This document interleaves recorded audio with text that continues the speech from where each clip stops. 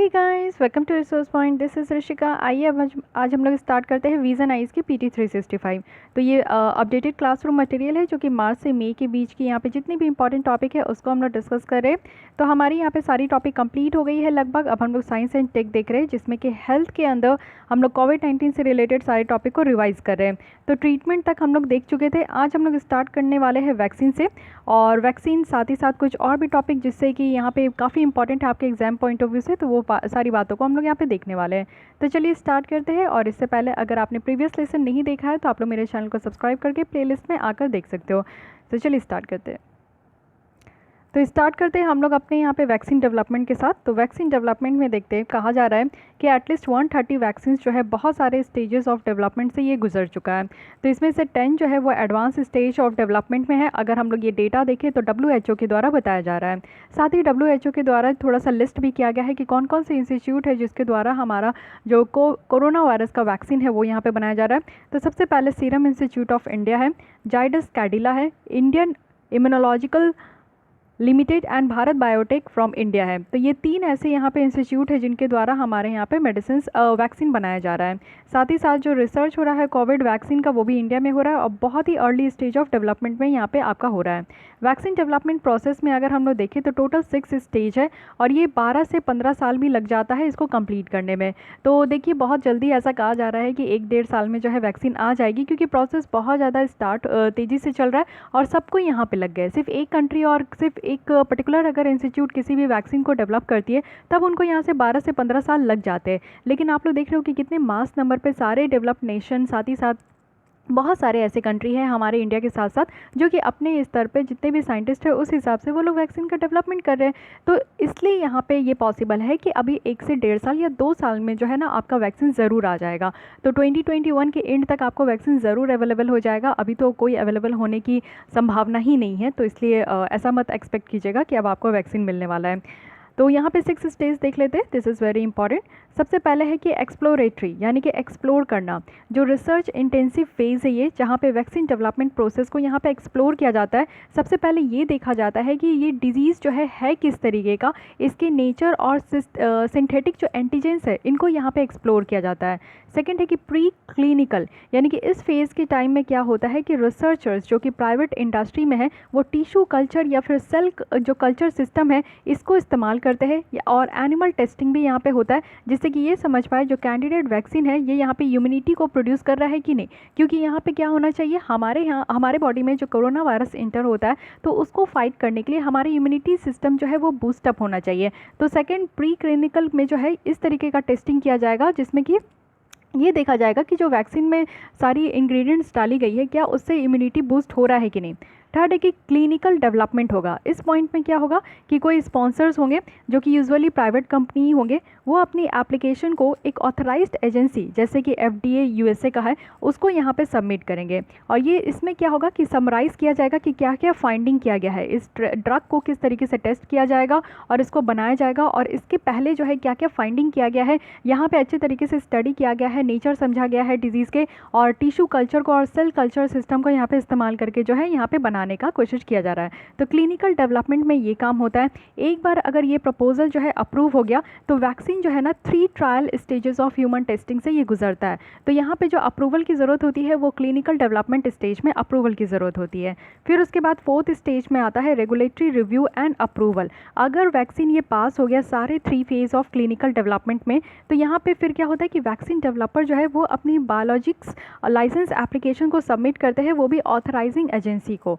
Then यहाँ पे क्या होता है कि 5th स्टेज में मैन्युफैक्चर होती है। मेजर जो ड्रग मैन्युफैक्चरर्स है वो यहाँ पे इंफ्रास्ट्रक्चर, पर्सनल और इक्विपमेंट जितनी भी ज़रूरत है इस तरीके के मास क्वांटिटी ऑफ वैक्सीन को बनाने के लिए वो यहाँ पे प्रोवाइड करते हैं। साथ ही साथ जो है ये आपका प्रॉफिट ऑफ सक्सेसफुल और वाइडली डिस्ट्रीब्यूटेड ड्रग्स है। लास्ट स्टेज क्या होता है, क्वालिटी कंट्रोल, यानी कि कुछ भी बना देना ये तो मैटर नहीं करता, quality control is very important. तो स्टेक होल्डर्स जो है वो यहाँ पे प्रोसीजर को देखते हुए और यहाँ पे अलाउ करेंगे कि वो ट्रैक कर सके कि क्या ये वैक्सीन जो है एक परफॉर्म बेटर तरीके से कर पा रहा है कि नहीं। मल्टीपल सिस्टम देखने को मिलेगा। फेज़ 4 ट्रायल जो है ये ऑप्शनल स्टडीज़ होता है, यानी कि फेज़ 3 ट्रायल होना चाहिए, 1 2 3 बार ट्रायल होना चाहिए। लेकिन अगर कोई भी साइंटिस्ट इस चीज़ से अगर सेटिस्फाई नहीं होते तो वो फेज़ 4 ट्रायल के लिए भी जा सकते हैं। साथ ही साथ vaccine adverse event reporting system भी है कि अगर वैक्सीन का कोई एडवर्स इफेक्ट भी हो रहा है, चाहे वो टेस्टिंग ह्यूमन बींग में हो रहा हो या फिर एनिमल में हो रहा हो, तो अगर एडवर्स इफेक्ट भी हो रहा है तो उसको भी दिखाना है। साथ ही साथ यहाँ पे वैक्सीन सेफ्टी डेटा लिंक भी है, जिसको कि डिज़ाइन किया जाएगा कि जो अप्रूव्ड वैक्सीन है उसकी परफॉर्मेंस कैसी हो रही है, उसमें क्या क्या सेफ्टी मेजर्स लिया जा रहा है और कितना ज़्यादा इफेक्टिव है, ये तीनों चीज़ों को यहाँ पे देखा जाएगा। तो ये 3 यहाँ पे स्टेजेस है, इसको ध्यान रखिएगा। अगर प्रीलिम्स में नहीं तो आपके मेंस में इस तरीके से क्वेश्चंस आएगा, तो आप लोग इसको इनपुट कर सकते हो। एक्सप्लोरेटरी है, एक्सप्लोर करना है, फिर प्री क्लिनिकल है, फिर क्लिनिकल डेवलपमेंट है, and then regular review and approval है, फिर मैन्युफैक्चरिंग होगा और लास्टली क्वालिटी कंट्रोल होगा। फाइन, अब देख लेते हैं किस किस तरीके का वैक्सीन यहाँ पे प्रोड्यूस्ड हो रहा है। तो लैब है, लाइव एटेन्यूटेड वायरस। तो यहाँ पे क्या है कि एक वीकेंड फॉर्म ऑफ द जिन को यहाँ पे यूज़ किया जाता है, जिससे कि डिजीज़ होता है, जो कि जर्म जो है उसके एक वीकेंड फॉर्म को यहाँ पे इस्तेमाल किया जाएगा, जो जिसके कारण हमारे बॉडी में इस तरीके का डिजीज़ होता है। क्योंकि ये सारे वैक्सीन जो है काफ़ी सिमिलर हैं, जैसे नेचुरल इंजेक्शंस है ना, जो कि प्रिवेंट करता है, काफ़ी हेल्प करने प्रिवेंट करने में। तो इसी तरीके से ये स्ट्रॉन्ग और लॉन्ग लास्टिंग इम्यून रिस्पॉन्स जो है यहाँ पे इससे प्रोवाइड किया जाएगा। जस्ट 1 और 2 डोजेज जो है यहाँ पे लाइव एटेन्यूटेड वैक्सीन का जो है वो इनफ होता है, और लाइफ टाइम जो है वो यहाँ पे प्रोटेक्शन प्रोवाइड करेगा इस जर्म्स के अगेंस्ट में। जैसे कि इस तरीके का जो वैक्सीन है वो किस किस में प्रोवाइड किया जाता है, तो मीजल्स, रूबेला, ट्यूबरक्लोसिस, रोटावायरस और जो पोलियो होती है और येलो फीवर होती है। एक बार आप वैक्सीन ले लो, उसके बाद आपको लॉन्ग टाइम तक 1 या 2 डोज ले लो वैक्सीन का, उसके बाद लॉन्ग टाइम तक जो है आपको ये प्रिवेंट करके रखेगा कि इस तरीके के वायरस आपके बॉडी में अगर इंटर भी हो जाता है तो आपकी इम्यून सिस्टम इतना ज़्यादा बूस्टअप होगा कि वो उसको फाइट कर लेगा और उसके अगेंस्ट में आप लोग जो है ना यहाँ पे लाइव रह सकते हो। ठीक है, तो ये है लाइव एटेन्यूटेड वायरस। उसके बाद है इनएक्टिवेटेड वैक्सीन। इनएक्टिवेटेड वैक्सीन में क्या होगा कि यहाँ पे जो किल्ड वर्जन ऑफ जर्म है, यहाँ पे लाइव मतलब कि यहाँ पे जिंदा, यानी कि जो एक वीकेंड फॉर्म ऑफ जर्म है, और वही अगर इनएक्टिव देखें तो यहाँ पे क्या है कि किल्ड वर्जन ऑफ जर्म्स जो है उसको इस्तेमाल किया जाएगा, जिससे कि डिजीज़ हो रहा है। और ये वैक्सीन जो है यहाँ पे इम्यूनिटी प्रोवाइड नहीं करेगा, जिसमें कि आप लंबे समय तक ये जी सको और लंबे समय तक आपका इम्यूनिटी बूस्ट हो सके। तो यहाँ पे बहुत सारे डोजेस की इसकी ज़रूरत होती है, जिससे कि आप टाइम टू टाइम जो है ना इम्यूनिटी बूस्ट करने के लिए इस तरीके का डोजेस ले सकते हो। लाइव एटेन्यूटेड में क्या था कि एक बार लो और काम तमाम हो गया, लेकिन ये इनएक्टिवेटेड वैक्सीन में क्या होता है कि आपको बार बार एक सर्टेन इंटरवल ऑफ टाइम के बाद आपको लेना होता है। नेक्स्ट है यहाँ पे सब unit and recombinant vaccine. Okay, तो ये इनएक्टिवेटेड वैक्सीन किस किस डिजीज़ में यूज़ होता है, तो ये पोलियो में होता है, ये पर्ट्यूसिस और हेपेटाइटिस ए में होता है। अब यहाँ पे सब यूनिट एंड रिकॉम्बिनेंट वैक्सीन की बात करें तो ये सिर्फ आपका जो कुछ टारगेटेड पैथोजन होते हैं ना उसके किसी पार्ट में होता है, जैसे कि प्रोटीन हो गया, शुगर हो गया, कैप्सिड हो गया, तो बस इसी के ही आपको पार्ट में देखने को मिलेगा। ये आपका बनाया भी जा सकता है, जैसे कि जेनेटिक इंजीनियरिंग के थ्रू आर्टिफिशियली इसको क्रिएट भी किया जा सकता है। जीन कोडिंग जो है वो वैक्सीन प्रोटीन के लिए ये इंसर्ट किया जाएगा दूसरे वायरस में, और या तो ये आपका प्रोड्यूसर सेल में जो कि उस कल्चर का है। तो ये कैरियर वायरस जब प्रोड्यूस होगा ना, तो और जब यहाँ पे ये आपका सेल मेटाबॉलिज्म में प्रोड्यूसर होगा तो ये वैक्सीन प्रोटीन जो है ये भी आपका क्रिएट हो जाएगा। तो ये थोड़ा लॉन्ग प्रोसेस है, बट आपको समझना है कि सब यूनिट एंड रिकॉम्बिनेंट वैक्सीन जो है यहाँ पे सिर्फ कोई टारगेटेड पैथोजन है उसके पार्ट को इस्तेमाल किया जाता है। और ये कहाँ यूज़ हो रहा है, तो ये आपको देखने को मिलेगा कि जो हेमोफीलियस इन्फ्लुएंजा टाइप बी है इसमें ये यूज़ होता है। हेपेटाइटिस बी वैक्सीन जो है करेंटली यूएस में यूज़ हो रहा है इस तरीके का रिकॉम्बिनेंट वैक्सीन। उसके बाद एक कंजुगेट वैक्सीन भी होता है, ये सिमिलर है, जैसे अभी हम लोग रिकॉम्बिनेंट वैक्सीन देखे उसी तरीके से ये सिमिलर है। यहाँ पे भी क्या है कि आपका बैक्टीरिया के कुछ कोड से जो है यहाँ पे उसके पीस से ये वैक्सीन बनाया जाता है। कंजुगेट वैक्सीन जो ये यूज़ किया जाता है ये बहुत ही ज़्यादा पावरफुल और कंबाइंड इम्यून रिस्पॉन्स को बनाने के लिए यूज़ किया जाता है। साथ ही इस वैक्सीन का अगर हम लोग करेंटली यूज़ देखें तो बच्चों में है कि उनको यहाँ पे कोई बैक्टीरियल इन्फेक्शंस ना हो, तो इसलिए यहाँ पे बच्चों को कंजुगेट वैक्सीन यहाँ पे प्रोवाइड किया जाता है। फिर है टॉक्सॉइड वैक्सीन। तो यहाँ पे क्या है कि जो टॉक्सिन है यानी कि हार्मफुल प्रोडक्ट जो है ना जो कि जर्म के द्वारा बनाया जाता है, तो उसको यहाँ पे इस्तेमाल किया जा रहा है। तो इससे क्या है कि इम्यूनिटी क्रिएट होगा यानी कि पार्ट्स ऑफ जर्म में। और आज के डेट में जो ये यूज़ हो रहा है ये टेटनस और डिप्थेरिया वाले डिजीज़ में ये देखने को मिलेगा कि यूज़ होता है। उसके बाद अगर देखें तो आरएनए वैक्सीन भी है। तो आरएनए वैक्सीन जैसे कि नॉर्मल वैक्सीन होता है इससे थोड़ा सा डिफरेंट है। आरएनए वैक्सीन जो है ये यहाँ पे एमआरएनए सीक्वेंस को इंट्रोड्यूस करके, यानी कि एक मॉलिक्यूल है जिसमें कि टेल सेल्स देखने को मिलेगा, जिसमें ये एमआरएनए सीक्वेंस क्या है, एमआरएनए सीक्वेंस है यानी कि एक ऐसा मॉलिक्यूल है सेल्स को ये बताया जाता है कि वो क्या बिल्ड करेगा, ठीक है। और ये आपको देखने को मिलेगा कि डिजीज़ स्पेसिफिक एंटीजेंस में इसको कोड किया जाता है। एक बार ये बॉडी के अंदर अगर प्रोड्यूस्ड हो गया तो जो एंटीजेन है ना वो यहाँ पे इम्यून सिस्टम के द्वारा ये रिकॉग्नाइज़ किया जाता है, फिर बाद में जो है ना ये रियल थिंग को फाइट करता है। आरएनए वैक्सीन की बात करें तो ये काफ़ी ज़्यादा आपका फास्टर भी है और चीपर है इसको प्रोड्यूस करने में। अगर हम लोग ट्रेडिशनल वैक्सीन के कंपैरिजन में देखें तो इससे जो है ना इसके कंपैरिजन में ये सबसे ज़्यादा चीपर है। अगर देखिए जो आरएनए वैक्सीन का प्रोडक्शन होता है ये लैबोरेटरी बेस्ड होता है और ये प्रोसेस को जो है ना स्टैंडर्डाइज भी किया जा सकता है और यहाँ पे क्विक रिस्पांस भी देखने को मिलेगा। साथ ही साथ no vaccine made from genetic material, यानी कि आरएनए और डीएनए से अभी तक कोई भी यहाँ पे आपका जेनेटिक मटेरियल से जो है वैक्सीन नहीं बना है और इसको अप्रूव भी जो है अभी तक नहीं किया गया है, यानी कि ऐसा वैक्सीन नहीं बना है जिसको कि अभी तक अप्रूव किया जा सके, ठीक है। तो आरएनए वैक्सीन का भी ध्यान रखना है। इतने सारे वैक्सीन आपको ध्यान रखना है कि किस किस टाइप के और किस किस तरीके के डिजीज़ में ये ऑलरेडी यूज़ होता है। मे बी ये आपका मैच द फॉलोइंग टाइप में ये क्वेश्चन आ सकता है। नेक्स्ट है कि वैक्सीन्स और अदर ट्रीटमेंट मेथड जो कि रिलेटेड डेवलपमेंट्स है। तो हम लोग अगर देखें तो कोरो फ्लू वैक्सीन है, ये डेवलप किया गया है भारत बायोटेक लिमिटेड के द्वारा। साथ ही साथ यूनिवर्सिटी ऑफ विंशिंग जो मेडिसिन है यूएस बेस्ड जो कंपनी है फ्लूजेन, उसी के साथ मिलकर ये बनाया गया है और ये ह्यूमन ट्रायल के लिए सितंबर 2020 में जाएगा, तो ऑब्वियस ये हो चुका होगा। साथ ही साथ ये फ्लूजेन जो फ्लू वैक्सीन है कैंडिडेट है M2SR, उसी के ऊपर ये बेस्ड है। और साथ ही साथ जो है ना इसको जिसमें कि कोरोना वायरस SARS-CoV-2 जो है ये आपका इंसर्ट किया जाएगा वैक्सीन कैंडिडेट में, जिसमें कि एडिशनल इम्यूनिटी जो है ये प्रोवाइड किया जाएगा जो कि कोविड-19 से ये लड़ सके। साथ ही साथ इसके बाद क्या है कि ऑपरेशन वार्प स्पीड, तो ये समझना होगा कि ये है क्या। ये PPP मोड में है, यानी कि पब्लिक प्राइवेट पार्टनरशिप है जो कि यूएस के द्वारा लॉन्च किया गया है, जिसमें कि जो कोविड-19 की वैक्सीन है उसका डेवलपमेंट करने के लिए फैसिलिटेट कर सके और डायग्नोस्टिक को भी यहाँ पे फैसिलिटेट कर सके। तो ये आपका जो ऑपरेशन वार्प स्पीड है तो ये चलाया गया है यूएस के द्वारा। नेक्स्ट है यहाँ पे new millennium Indian technology leadership initiative scheme. तो ये सबसे पहले हमारे यहाँ का जो CSIR है, council of scientific and industrial research, उनके आप देखोगे कि उनके थ्रू जो है यहाँ पे एक मल्टी इंस्टीट्यूशनल प्रोजेक्ट को यहाँ पे आपका अप्रूव किया गया है, जिसमें कि ह्यूमन मोनोक्लोनल जो एंटीबायोटिक है उसको यहाँ पे एंटीबॉडीज़ है उनको यहाँ पे डेवलप करने के लिए। तो अगर हम लोग इसकी बात करें, इसकी जो प्रोग्राम है यानी कि new millennium Indian technology leadership initiative scheme, ये largest public private partnership efforts है जो कि रिसर्च एंड डेवलपमेंट के प्रोसेस में देखने को मिलेगा। उसके बाद है प्राणवायु, ये एक आपका इंपॉर्टेंट है। ये क्लोज्ड लूप वेंटिलेटर है जो कि IIT रुड़की के द्वारा बनाया गया है और इसमें आप देखोगे कि कंप्रेस जो एयर होता है उसकी ज़रूरत नहीं होगी इसको फंक्शनिंग करने के लिए। रूहदार है, रूहदार क्या है कि लो कॉस्ट वेंटिलेटर प्रोटोटाइप है जो कि यहाँ पे लोकली अवेलेबल जितने भी मटेरियल है उसके द्वारा यहाँ पे डेवलप किया गया है IIT बॉम्बे, NIT श्रीनगर और Islamic institute of university of science and technology के द्वारा यहाँ पे बनाया गया है। वाइटल है, वाइटल क्या है, ventilator intervention technology accessible locally, यानी कि एक नए तरीके का हाई प्रेशर वेंटिलेटर है जो कि नासा इंजीनियर्स के द्वारा इसको डेवलप किया गया है, मेनली जो कोरोना वायरस पेशेंट थे उनको सही तरीके से वेंटिलेशन प्रोवाइड करने के लिए। वाइटल जो है ये आपका सबसे फास्टर तरीके से भी बनाया जा सकता है और इसको मोर इजीली मेंटेन भी किया जा सकता है। और नेक्स्ट है यहाँ पे स्वास्थ्य वायु। स्वास्थ्य वायु क्या है, ये एक नॉन इन्वेजिव वेंटिलेटर है जो कि CSIR के द्वारा यहाँ पे डेवलप किया गया है, नेशनल एरोस्पेस लेबोरेटरी बैंगलोर। ये सिंपली यूज़ किया जाएगा बिना किसी स्पेशलाइज्ड नर्सिंग के, कॉस्ट इफेक्टिव है, बहुत ही कॉम्पैक्ट है और कन्फिगर्ड किया गया है मेजोरिटी ऑफ इंडिजिनस कंपोनेंट से। तो इतने सारे जो अदर वैक्सीन टाइप है उसको ध्यान रखिएगा। इसमें सबसे ज़्यादा इंपॉर्टेंट क्या है, ऑपरेशन वार्प स्पीड है और यहाँ पे न्यू मिलेनियम इंडियन टेक्नोलॉजी है, साथ ही वाइटल है। तो ये सब आप लोग को ध्यान रखना है कि एक्चुअली ये सारी चीज़ें किस चीज़ से रिलेटेड है। कुछ और इम्पॉर्टेंट टेक्नोलॉजिकल डेवलपमेंट भी देख लेते हैं। ट्रेसिंग और सर्विलांस का अगर हम लोग बात करें तो कोविड क्वारंटाइन अलर्ट सिस्टम यहाँ पे लाया गया था, यानी कि department of telecommunication and C के द्वारा जो है एक आप देखोगे कि एक एप्लीकेशन डेवलप किया गया था जिसमें कि ऑटोमेटिकली यहाँ पे ट्रिगर हो सके, एक ईमेल दिया जाता था, एक SMS यहाँ पे भेजा जाता था।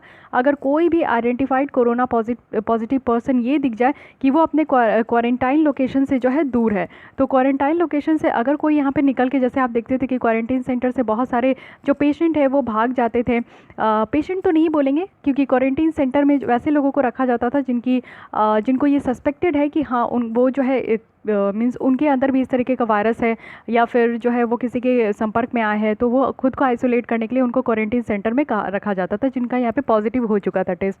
तो क्या है कि वो भागने लगते थे, और अगर कोई भी अपने मन से भाग रहे हैं या फिर कहीं भी निकल के जा रहे हैं तो उनको एक तरीके का ईमेल और मैसेज भी यहाँ पे भेजा जाता था। ये केरल का जियो फेंसिंग ऐप के थ्रू इसको जो है आपका बेस, इस पे बेस्ड था। उसके बाद है नाडी। तो नाडी क्या है? National analytical platform for dealing with intelligent tracing, tracking and containment. तो ये डेवलप किया गया था centre for development of advanced computing CDAC के द्वारा, और ये एक डेटा साइंस बेस्ड टूल है जिसमें कि इजी टास्क को इजी कर दिया गया था कि जो भी कोविड-19 के पेशेंट का मूवमेंट है उसको ट्रैक करने के लिए, ठीक है, और जो क्वारंटीन पीपल है उसको ट्रैक करने के लिए। तो इतना आसान नहीं है हमारे यहाँ कि इतने आसानी से आप जो है कहीं भी निकल के घूमने लगो। साथ ही साथ समहर की बात करूँ, और ये सिर्फ कोविड-19 के केस में, अदरवाइज़ हमारे यहाँ तो बहुत आसान है। समहर देखते ये क्या है? Super computer using artificial intelligence, machine learning, health care analytic based research. तो ये आपका अनाउंस किया गया था centre for development of advanced computing के द्वारा। और साथ ही साथ ये जो हैकेटॉन था, ये हैकेटॉन रिसर्चर्स के लिए ओपन किया गया था, कुछ एकेडमिशियंस के लिए, कुछ एमएसएमई के लिए, कुछ स्टार्टअप के लिए और इंडस्ट्रीज़ के लिए। उनका एक ही ऑब्जेक्टिव था कि वो इनोवेटिव तरीके से सबको साथ लाए और इम्प्लीमेंटेबल आइडियाज़ जो है यहाँ पे वो लेकर आए। साथ ही साथ आप लोग देखो, गवर्नमेंट रिस्पांस इंटेलिजेंसी इंडेक्स भी लाया गया है। तो यहाँ पे क्या है कि इसको ऑक्सफोर्ड यूनिवर्सिटी के द्वारा क्रिएट किया गया है, और कितना एक कंट्री का मेजर स्ट्रिक्ट है, यानी कि जैसे इस कोरोना वायरस को लेकर, क्योंकि सारे कॉन्टिनेंट में ये आपका फैल चुका है, सिर्फ आपका एक्सेप्ट अंटार्कटिक, तो सारे कॉन्टिनेंट में किस तरीके से हर एक कंट्री जो है अपने यहाँ एक स्ट्रिक्ट मेज़र लेकर चल रही है, जिससे कि ये जो स्प्रेड है वो रुक सके और लोग इससे ज़्यादा से ज़्यादा अफेक्ट ना हो। तो यहाँ पे क्या क्या देखा जा रहा था कि कौन सी कंट्री कितना लॉकडाउन इम्पोज करे और किस स्टेज पे उनके यहाँ जो है ये इस बीमारी का और इस डिजीज़ को स्प्रेड हो रहा है। यहाँ पे कंपोजिट मेजर्स है, जो कि 9 रिस्पॉन्स इंडिकेटर रखा गया था कि कितने ऐसे कंट्रीज़ है जो कि अपने यहाँ स्कूल बंद कर दिए, कितने वर्क प्लेस को बंद कर दिए, ट्रैवल को बैन कर दिए हैं, या फिर वैल्यू यहाँ पे दिया जाता था 0 से 100 मीन्स सबसे ज़्यादा स्ट्रिक्ट रिस्पांस, ठीक है। अगर हम लोग इसके अकॉर्डिंग देखें तो इंडिया जो है one of the strongest lockdown measures यहाँ पे निकल कर आया है वर्ल्ड में। तो इंडिया को यहाँ पे स्ट्रिक्ट लॉकडाउन कहा गया है बहुत ही पहले, यानी कि हमारे यहाँ इतना ज़्यादा केस भी नहीं था जब लॉकडाउन लगाया गया था, तो हमारे यहाँ उस समय 10-20 ऐसे केस निकल कर आते थे। लेकिन हम लोग के यहाँ लॉकडाउन तो बहुत सही टाइम पर लगाया गया था, लेकिन आज की डेट में आप लोग देख सकते हो कि हम पूरे ऑल ओवर द वर्ल्ड में सेकंड नंबर में है, जिसमें कि हमारे यहाँ इतने ज़्यादा केस निकल कर आ रहे हैं। अगर केसेस डेली बेसिस के केसेस में बात करें तो हम लोग फर्स्ट है, क्योंकि आप अमेरिका यूएसए का देखोगे तो डेली बेसिस में उनके यहाँ जो है 40-45 ही केस आ रहे हैं, बट हमारे यहाँ तो अब 85 to 90,000 केसेस निकल कर आ रहे हैं। तो ऑल ओवर द इंडिया में तो सब कोई सुधर गया, लेकिन हमारे यहाँ जो है केसेस इतना शूटअप कर गया है। लेकिन हाँ, इस इंडेक्स के बारे में ध्यान रखना है, पूछा जा सकता है। तो इंडिया की यहाँ पे बहुत अच्छी रैंक पता चला है। तो उसके बाद नेक्स्ट देखते हैं, ये है GARUD, government authorisation for relief using drone. तो ये आपका गारूड पोर्टल है, यानी कि ये आपका directorate general of civil aviation के द्वारा इसको लॉन्च किया गया। Fast track conditional exemptions provide करने के लिए गवर्नमेंट एजेंसीज़ को, जो कि कोविड-19 रिलेटेड ड्रोन ऑपरेशन है। ये आपका काम किया गया था मिनिस्ट्री ऑफ सिविल एविएशन के अंदर, जो कि एक रेगुलेटिंग बॉडी है सिविल एविएशन के फील्ड में, और ड्रोन वगैरह को भी यही मैनेज करते हैं, ठीक है। तो यहाँ पर क्या था ना कि रिलीफ प्रोवाइड करने जितने भी एग्जेम्पशंस पे आपका इस तरीके का पोर्टल बनाया गया था। अब यहाँ पे अब देख लेते हैं अवेयरनेस जनरेशन और ग्रीवियंस रिड्रेसल से रिलेटेड क्या क्या काम किया गया। तो पहला है यहाँ पे PRACRITI, यानी कि protection and assessment of corona infection and transmission in India. ये एक वेब बेस्ड डैशबोर्ड है जो कि IIT रिसर्चर्स के द्वारा डेवलप किया गया था, जिसमें ये प्रिडिक्ट किया जाएगा कि कोविड-19 की केसेस जो है कितना तेज़ी से स्प्रेड हो रहा है। यहाँ पे स्टेट वाइज डिटेल है, डिस्ट्रिक्ट वाइज यहाँ पे प्रिडिक्ट किया जाएगा। साथ ही नेक्स्ट है national monitoring dashboard on covid grievance. ये आपका डेवलप किया गया है department of administrative reform and public grievance के द्वारा। यहाँ पे रिकमेंडेशन दिया गया है कि एम्पावर्ड ग्रुप ऑफ ऑफिसर्स को कि वो यहाँ पे जो है इस तरीके का डैशबोर्ड बनाएं, जो कि डिजास्टर मैनेजमेंट एक्ट के तहत उनको बनाया जा रहा है, वो भी पब्लिक ग्रीवियंस के ऊपर। यानी कि लोगों को अगर किसी तरीके की परेशानी है, नहीं समझ में आ रहा है कि क्या करना है, या फिर कोई भी इस तरीके का कोविड-19 से ग्रसित है या उनकी तबीयत ठीक नहीं है, तो वो यहाँ पे पब्लिक ग्रीवियंस के थ्रू जो है अपनी बातों को रख सकते हैं। इसका एम यही है कि यहाँ पे जो भी लोगों की प्रॉब्लम है, सेंट्रल गवर्नमेंट या फिर स्टेट गवर्नमेंट की यहाँ पे कोई भी अगर इस तरीके की प्रॉब्लम है तो उसको एड्रेस किया जा सके। युक्ति portal one of the most important portal है। यंग इंडिया जो है वो यहाँ पे कॉम्बैट करिए कोविड, जो कि नॉलेज, टेक्नोलॉजी और इनोवेशन के साथ, ये आपका युक्ति का पूरा फुल फॉर्म है। ये एक यूनिक पोर्टल और डैशबोर्ड है जिसमें कि आपका ministry of human resource development के द्वारा ये इनिशिएटिव लाया गया है। सबसे पहले ये याद रखना है कि किसका इनिशिएटिव है, तो अलग देखने को मिलेगा, ये ministry of human resource development के द्वारा। यहाँ पे मॉनिटर रखा जाएगा और रिकॉर्ड देखा जाएगा कि किस तरीके से एफर्ट्स यहाँ पे लाया गया है। इस पोर्टल में क्या है कि जो क्रिटिकल इश्यूज़ है बच्चों की, यानी कि कुछ पॉलिसीज़ को लेकर या फिर प्लेसमेंट रिलेटेड चैलेंजेस लेके, फिजिकल या मेंटल वेलबींग ऑफ स्टूडेंट को लेकर, तो इसको यहाँ पे जो है ना डील किया जाएगा। तो युक्ति पोर्टल बहुत इंपॉर्टेंट है क्योंकि आप समझ सकते हो बच्चों से रिलेटेड है। काफ़ी बच्चे जो स्कूल के बच्चे हैं वो घर पे बैठे हैं, जो कॉलेजेस के हैं उनकी जो है सेमेस्टर एग्जाम जो है ऑनलाइन हो रहे हैं, या फिर उनका प्लेसमेंट वगैरह किस तरीके से होगा। तो बहुत तरीके के मेंटल प्रेशर्स से बच्चे गुजर रहे हैं ना, उनको खेलने के लिए दिया जा रहा था। अब तो नॉर्मल जो है थोड़ा सिचुएशन नॉर्मल हो चुका है, बट फिर भी बहुत लंबे समय तक बच्चों को इतना कैद करके रखना, इवन कॉलेज स्टूडेंट को इस तरीके से घर पे बैठना, ये थोड़ी सी प्रॉब्लम वाली बात है। तो उनके मेंटल प्रॉब्लम को यहाँ पे ईज करने के लिए ministry of human resource development के द्वारा इस तरीके का पोर्टल बनाया गया। लॉकडाउन लर्नर्स अगर हम लोग देखें तो इसको United nation office of drugs and crime के द्वारा लॉन्च किया गया। ये एक सीरीज ऑफ ऑनलाइन डायलॉग है जो कि स्टूडेंट और एडुकेटर्स के साथ है। पे देखा जाएगा कि यहाँ पे कोविड-19 और इसका इम्पैक्ट कैसे सस्टेनेबल डेवलपमेंट गोल पे हो रहा है, पीस पे हो रहा है और रूल ऑफ लॉ पे हो रहा है। इसको जो डेवलप किया गया है वो एजुकेशन फॉर जस्टिस इनिशिएटिव के तहत इसको यहाँ पे डेवलप किया गया है। ठीक है, लॉकडाउन लर्नर एक सीरीज़ है जिसमें कि एक प्लेटफॉर्म प्रोवाइड किया गया है बच्चों को कि वो यहाँ पे मेंटोरशिप रिसीव करें या फिर नॉलेज सपोर्ट भी ले, कोई एक्टिविटी बेस्ड लर्निंग, यानी कि जैसे कि घर पे बैठे हो, ना खेलने जाना है ना कहीं कुछ और काम करना है, तो काफ़ी समय मिल रहा था बच्चों को, तो वो यहाँ पे जो है ना कुछ सीख सके, नई एक्टिविटीज़ कर सके, साथ ही अपने टैलेंट का, अपने स्किल्स को जो है और ज़्यादा बढ़ावा दे सके, या फिर कोई उनको अवेयरनेस की चीज़ें उनको बताया जा सके। तो इसके लिए यहाँ पे जो है लॉकडाउन लर्नर लाया गया था। Year of awareness on science and health अगर देखें तो यश 2020-21 है। ये एक प्रोग्राम है हेल्थ और रिस्क कम्युनिकेशन का, जो कि मेनली फोकस किया जा रहा है कोविड-19 के ऊपर। इसके अंदर क्या है कि स्ट्रैटेजीज़ जो है यहाँ पे काम किया जाएगा, जिसमें कि कुछ एकेडमिक, मीडिया और वॉलेंट्री ऑर्गेनाइजेशन इंक्लूड है। ये आपका लॉन्च किया गया है national council for science and technology communication के द्वारा, जो कि वर्क करते हैं department of science and technology के तहत। तो ये ध्यान रखना है, यश 2020 किसका है, तो ये आपका जो है ये department of science and technology के तहत इसको लाया गया है। तो ये सारे अवेयरनेस से रिलेटेड है। अब यहाँ पे कैपेसिटी बिल्डिंग और प्रमोटिंग इनोवेशन अगर हम लोग देखें तो क्या क्या यहाँ पे सरकार के द्वारा किया गया है। तो सबसे पहले इंटीग्रेटेड गवर्नमेंट जो ऑनलाइन ट्रेनिंग पोर्टल लाया गया है IGOT, तो ये लॉन्च किया गया है मिनिस्ट्री ऑफ HRD के द्वारा। एक दीक्षा प्लेटफॉर्म लाया गया है।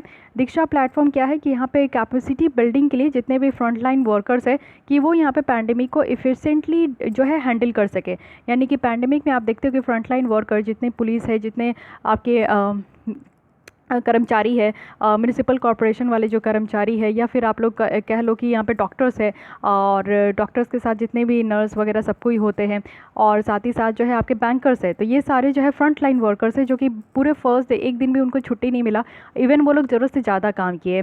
तो उनको यहाँ पे किस तरीके से इस पैंडेमिक से जूझना है, क्योंकि कई डॉक्टर्स की जान चली गई, कई पुलिस वालों की जान चली गई, तो उनको यहाँ पे किस तरीके से एफिशिएंटली इसको मैनेज करके चलना है, उसके बारे में इन्फॉर्मेशन यहाँ पे इस पोर्टल में प्रोवाइड किया गया है। साथ ही integrated geospatial platform and Sahyog app है। सहयोग ऐप में ये किसका है, department of science and technology का है, जो कि यहाँ पे इंटीग्रेटेड जियो स्पेशल प्लेटफॉर्म यह बनाया गया है। यानी कि यहाँ पे आपका डेटा लिया जाएगा, उसको सर्विस स्टैंडर्ड बेस्ड सर्विस देखा जाएगा, और एनालिटिक टूल है जिसके थ्रू डिसीजन मेकिंग करने में काफ़ी ज़्यादा हेल्प होगा इस करेंट कोविड-19 आउटब्रेक में। साथ ही अगर ये मोबाइल ऐप देखें सहयोग जो है, साथ ही साथ वेब पोर्टल भी है। देखिए ऐप और वेब पोर्टल में क्या अंतर होता है। देखिए एप्लीकेशन क्या होता है कि आप लोग जैसे एंड्रॉयड वर्जन इस्तेमाल कर रहे हो, या फिर आप लोग एप्पल की आईफोन इस्तेमाल कर रहे हो, तो उसमें आपका iOS है। तो इस तरीके के ऑपरेटिंग सिस्टम में जो आप ऐप डाउनलोड करते हो अपने गूगल प्ले स्टोर से, तो वो एक इंडिविजुअल में जो है इंडिविजुअल के फ़ोन में वो आपको ऐप रनिंग होते हुए दिखेगा। But what is web portal. Web portal क्या होता है कि आप लोग इसको जो है सर्च इंजन में जाके इसको ओपन कर सकते हो, और ये एक वेबसाइट होता है जिसमें कि आपका एक टॉपिक से रिलेटेड ना, उसमें जितनी भी एजेंसीज़ होते हैं, जितनी भी चीज़ें होती हैं, वो सब वहाँ पे इंक्लूड होता है। इवन पीपल्स पार्टिसिपेशन भी वहाँ देखने को मिलता है।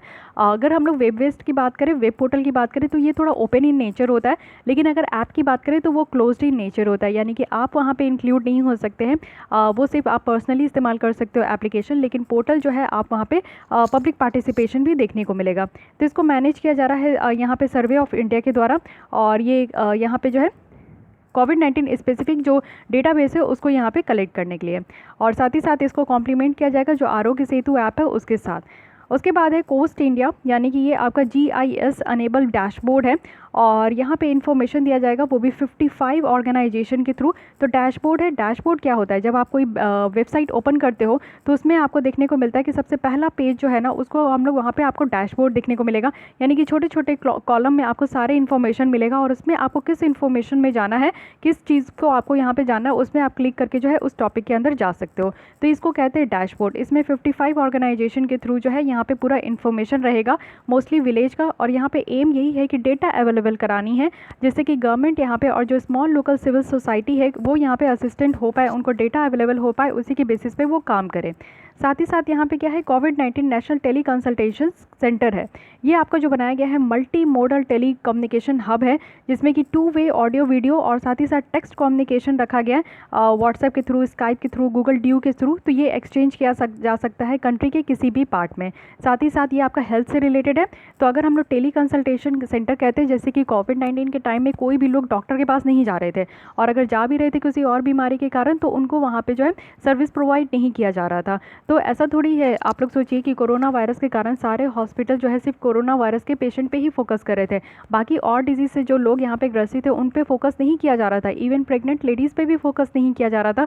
तो काफ़ी बच्चों की जान चली गई, काफ़ी लोगों की जान चली गई। इससे ज़्यादा जो है ना, मुझे ऐसा लगता है कि अदर डिजीज़ से लोगों की जान चली गई, वो और ज़्यादा परेशान हो गए। तो इसके लिए एक ऑनलाइन मीडियम यहाँ पे रखा गया है कि आप डॉक्टर से ऑनलाइन, जैसे व्हाट्सएप पे ऑनलाइन वीडियो में आप चैट करते हो, तो उस हिसाब से जो है डॉक्टर से भी जो है आप ऑनलाइन कंसल्ट कर सकते हो। इसके लिए प्रैक्टो ऐप है, मैं आप लोग को ये बता देती हूँ कि अगर आप लोग को किसी भी तरीके का डॉक्टर से कंसल्ट करना है, चाहे स्किन हो, हेयर हो, टिथ हो, आइज़ हो, तो आप लोग यहाँ पे प्रैक्टो पे जाइएगा। वहाँ पे आप लोग जो जितना भी फीस है उसको आप लोग पे कर लीजिएगा, और वो उनकी तरफ से आपको टाइम दे दिया जाएगा कि उनसे आप बात कर सकते हो। तो ऑनलाइन भी आप लोग बात कर सकते हो, टेक्स्ट भी बात कर सकते हो। तो वो बहुत ही अच्छा है कि घर बैठे आप डॉक्टर से जो है कंसल्ट कर लो, और बहुत ही अच्छा वो ऑथेंटिक मेडिसिन भी देते हैं।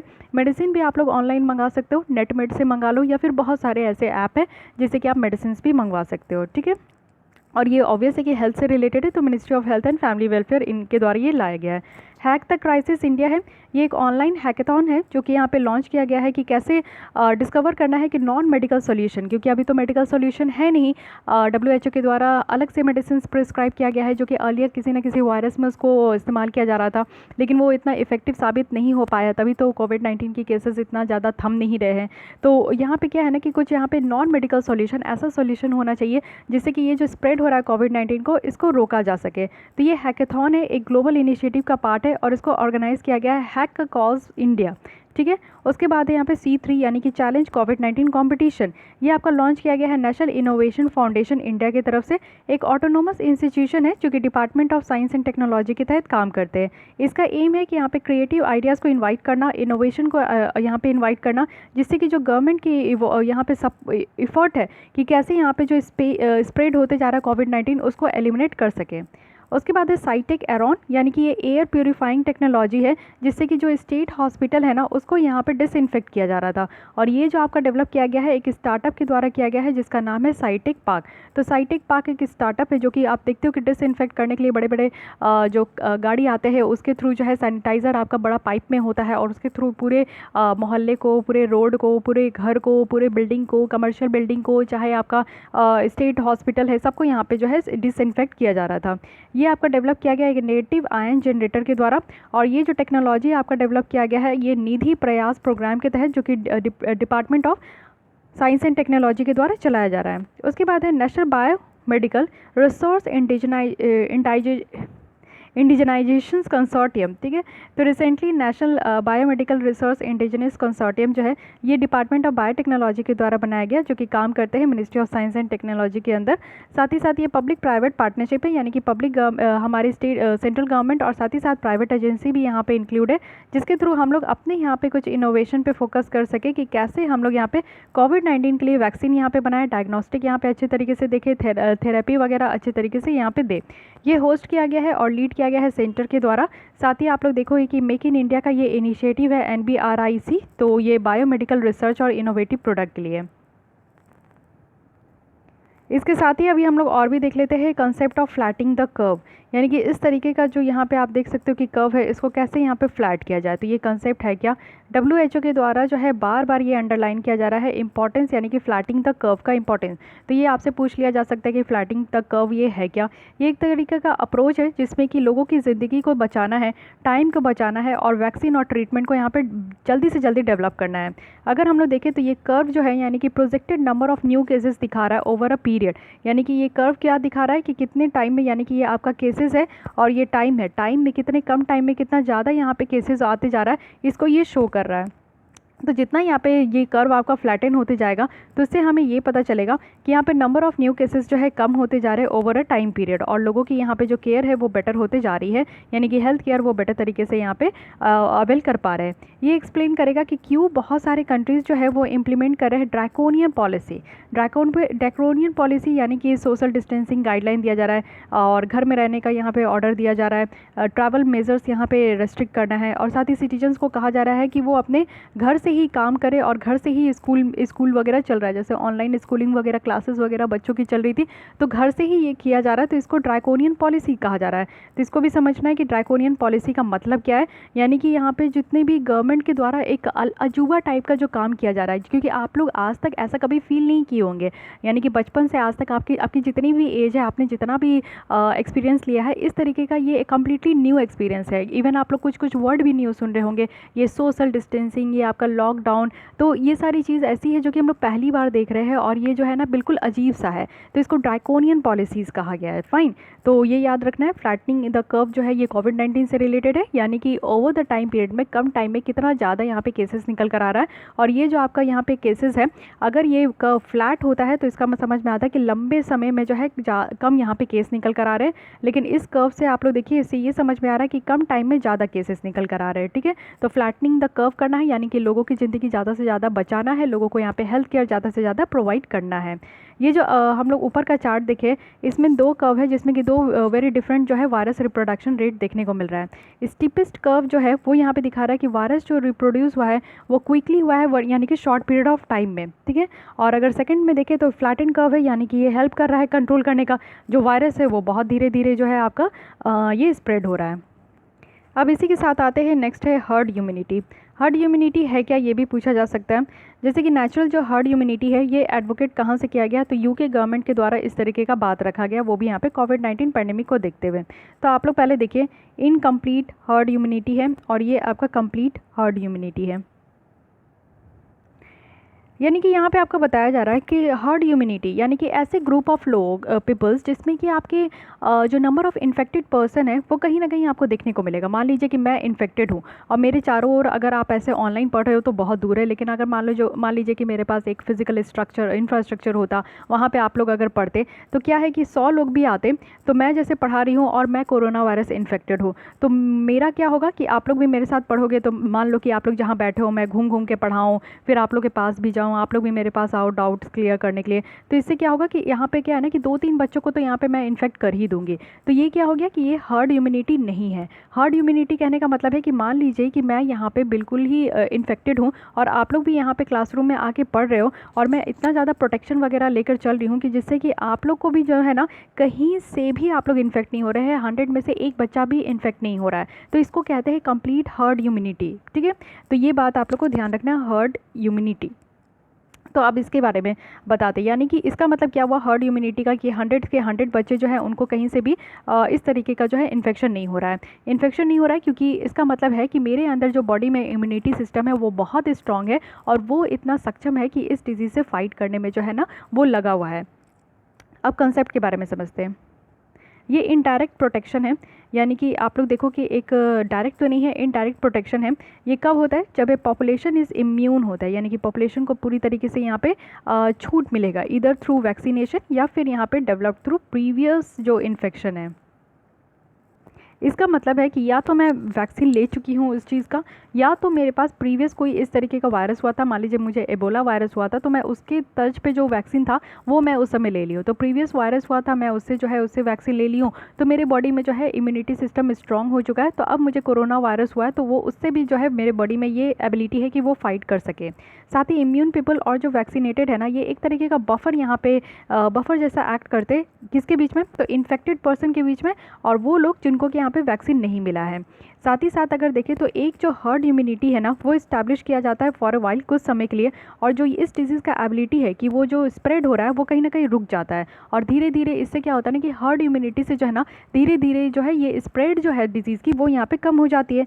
मास वैक्सीनेशन जो है अभी हाईली सक्सेसफुल देखने को मिलेगा, जिसमें कि हर्ड इम्यूनिटी बहुत सारे डिजीज़ के लिए इंड्यूस किया गया है, जिससे कि प्रोटेक्ट किया जाएगा उन लोगों को जो कि अपनी इम्यूनिटी को बिल्डअप नहीं कर पा रहे, या फिर ऐसे लोग जिसकी, एक सेकेंड, इम्यून डिफिशियंसी देखने को मिलता है, यानी कि यहाँ उनके बॉडी में जो है इम्यून सिस्टम जो है बहुत ही ज़्यादा वीक है या फिर सप्रेस हो चुका है कोई भी मेडिकल रीज़न के कारण।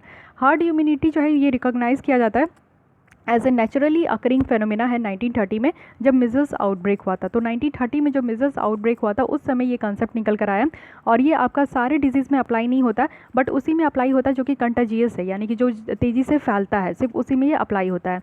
साथ ही आप देखोगे टेटनस फॉर एग्जाम्पल, ये इन्फेक्शियस है बट ये कंटाजियस नहीं है। टेटनस अगर मुझे होगा तो ये मुझे इन्फेक्शन हो जाएगा, बट मैं अगर किसी और को टच करूँगी तो उसे ये टेटनस नहीं हो जाएगा। सो हर्ड इम्यूनिटी जो है यहाँ पे अप्लाई नहीं होगा। हर्ड इम्यूनिटी सिर्फ उस कंसेप्ट में, ये कंसेप्ट जो है उस जगह पे अप्लाई होगा जो कि ये हाईली कंटाजियस है, यानी कि ये इन्फेक्शियस कंटाजियस है, इन्फेक्शन भी है और साथ ही साथ ये फैल भी रहा है। फाइन, तो इसके बारे में पता होना चाहिए। अब आते हैं पैंडेमिक डिजीज़ के बारे में। तो इन मार्च में 2020 WHO के द्वारा जो है कोविड-19 को पैंडेमिक घोषित कर दिया गया, यानी कि महामारी कह दिया गया। WHO के अकॉर्डिंग अगर देखें तो पैंडेमिक डिक्लेयर करना, यानी कि कोई नया डिजीज़ जो आना जिससे कि पीपल्स जो है ना उनकी immune don't have immunity spread around the world and between people sustainably beyond expectation, यानी कि एक ऐसा नया डिजीज़ आना जिससे कि लोगों के अंदर जो है वो इम्यूनिटी सिस्टम डेवलप नहीं हो पा रहा है, जिससे कि वो इस डिजीज़ से टैकल नहीं कर पा रहे हैं, और साथ ही साथ जो है उनके एक्सपेक्टेशंस के बियॉन्ड जाके ये फैल जाना। सही बात है, हम लोग के एक्सपेक्टेशंस के बियॉन्ड ही जाके ये फैला है, ऐसा फैला है कभी किसी ने सपने में भी नहीं सोचा होगा। तो पैंडेमिक डिक्लेयर करना जो है ना, ये ऐसा नहीं है कि डिजीज़ के कैरेक्टरिस्टिक को चेंज करने के साथ है, but instead associated with the concern over geographical spread. ये जो स्प्रेड हो रहा है, यानी कि बहुत तेज़ी से आप देख रहे थे कि कॉन्टिनेंट में, वन कॉन्टिनेंट से दूसरे कॉन्टिनेंट में ये स्प्रेड होते जा रहा था, तो उसको रोकने के लिए इस तरीके का पैंडेमिक घोषित किया गया। ये जो टर्म यूज़ किया गया और हाईलाइट किया गया है, यानी कि कंट्री के इंपॉर्टेंस में ये दिखाया गया है through the out the world, तो ये कोऑपरेटिवली और ओपनली ये एक साथ जो है आकर काम किया जा रहा है, क्योंकि आप लोग देख रहे हो आज के डेट में पूरे कंट्री एक साथ आ चुके हैं और वैक्सीन डेवलपमेंट में जो है सब कोई एक दूसरे को बहुत ज़्यादा हेल्प कर रहे हैं। और साथ ही साथ हमारे इंडिया के द्वारा भी बहुत सारे कंट्री को हेल्प किया गया मेडिसिन वगैरह जो है वो एक्सपोर्ट करके, साथ ही जो PPE किट है, साथ ही साथ जो आपका मास्क वगैरह है, ये लार्ज नंबर पर बनाया जा रहा है, लोगों को स्प्रेड किया जा रहा है। तो ये सारा काम भी किया जा रहा है, जिसमें आप देखते हो कि एक साथ सारे कॉन्टिनेंट आकर जो है इस तरीके के स्प्रेड से, इस तरीके के डिजीज़ से जो है फाइट कर पा रहे हैं। यहाँ पे कोई थ्रेशोल्ड नहीं है, यानी कि कहाँ जाके ये रुकेगा ये नहीं पता है, such as a certain number of death या फिर इन्फेक्शन, यानी कि यहाँ पे बस इतने ही लोगों की मौत होगी, 1 लाख ही मरेंगे, 2 लाख ही मरेंगे, इस तरीके का कोई भी सर्टेनिटी नहीं है, और कितने कंट्री इससे अफेक्ट होंगे ये भी नहीं पता है। तो हमें क्या करना है कि इस तरीके के डिजीज़ को जो है डिक्लेयर कर दिया जाता है पैंडेमिक। तो एक एक पॉइंट याद रखिए कि पैंडेमिक किस किस केस में आता है, क्वेश्चन में भी आस्क्ड। तो सबसे पहला है कि कोई नया डिजीज़ हो, ठीक है, ये नया डिजीज़ है, साथ ही साथ जो है लोग इससे अनअवेयर है, यानी कि आप लोग को पता ही नहीं है और आपके एक्सपेक्टेशन के बियॉन्ड ये स्प्रेड हो गया। थर्ड है कि यहाँ पे ये इसका कोई थ्रेशोल्ड नहीं होता है, कितने लोग यहाँ पे अफेक्टेड होंगे, कितने लोग यहाँ पे उनका डेथ होगा, और किस किस कंट्री में ये अफेक्टेड होगा ये भी नहीं पता है। तो ऐसे समय में डिसीज़ को जो है पैंडेमिक क्लियर कर दिया जाता है। जैसे कि फॉर एग्जांपल अगर हम लोग सार्स कोरोना वायरस की बात करें, जो कि 2003 में देखा गया था,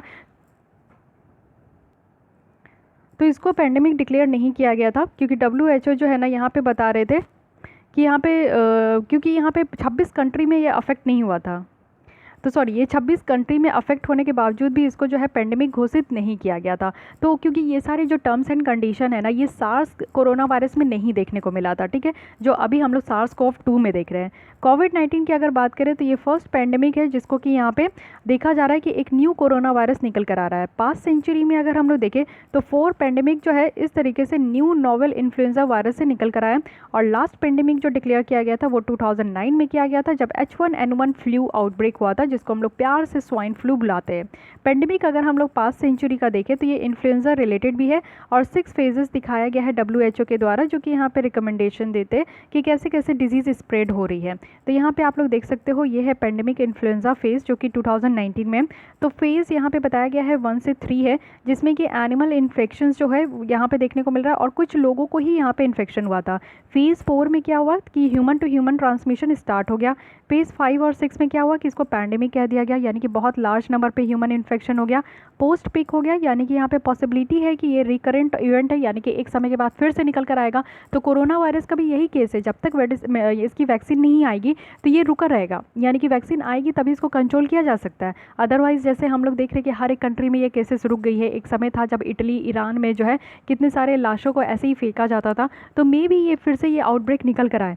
पोस्ट पेंडेमिक यहाँ पे निकल कर आए, यानी कि डिजीज़ एक्टिविटी जो है वो सीजनल लेवल पे देखने को मिला कि किसी किसी सीज़न में जो है ये पनपता जा रहा था। तो यहाँ पे ये 6 तरीके का यहाँ पे फेज़ बताया गया है।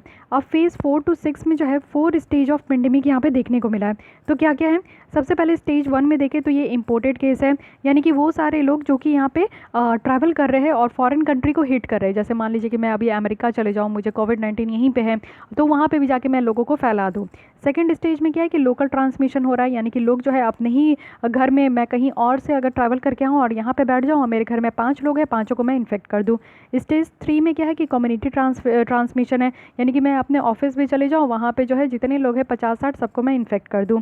या फिर यहाँ पे स्टेज 4 है, ये लास्ट है और वर्स्ट स्टेज है, जहाँ पे डिजीज़ जो है ना एक एपिडेमिक का यहाँ पे ले लिया गया है इसका शेप, जिसमें कि कोई क्लियर एंड पॉइंट नहीं है कि ये कहाँ जाके रुकेगा।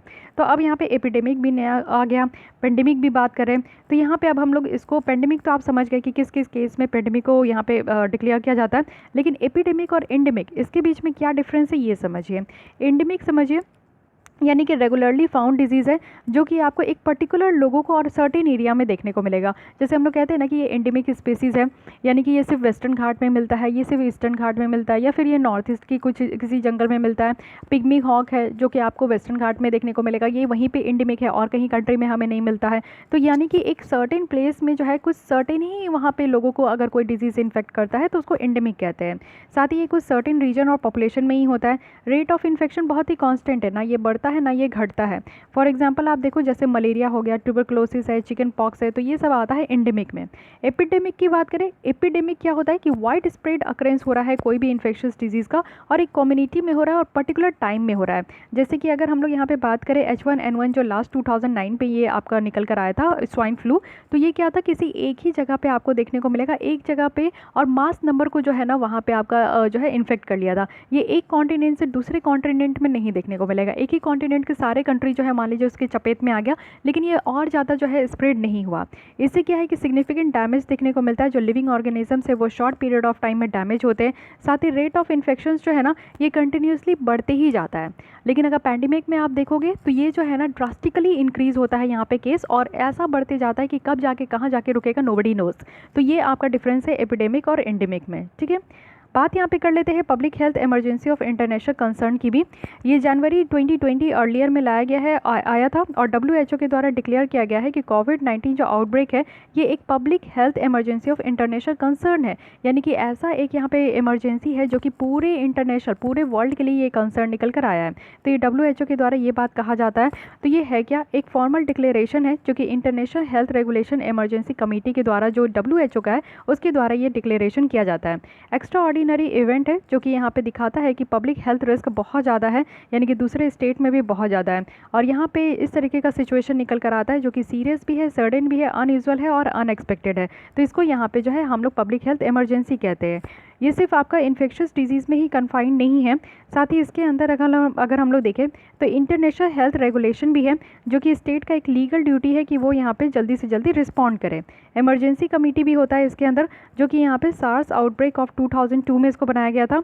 अब तक ये जो यहाँ पे हेल्थ इमरजेंसी की बात करें तो ये जो डिक्लेयर किया गया 2009 में ये डिक्लेयर किया गया था, और 2009 की H1N1 में किया गया था। 2014 में जो पोलियो डिक्लेरेशन यहाँ पे हुआ था, 2014 में जो इबोला आउटब्रेक था वेस्टर्न अफ्रीका में, उस समय किया गया था। 2015-16 में जो है जाइका वायरस जो था एपिडेमिक था, ये भी जाइका वायरस भी याद रख सकते हैं, ये एपिडेमिक था, यानी कि एक पर्टिकुलर जगह में ही आपको बहुत सारे लोगों को यहाँ पे इससे इन्फेक्शियस हो गए थे। तो यहाँ पे भी आपको देखने को मिलेगा कि डिक्लेयर किया गया था। साथ ही यहाँ पे जो 20 का कीवू इबोला एपिडेमिक था, इसमें भी इसको डिक्लेयर किया गया था।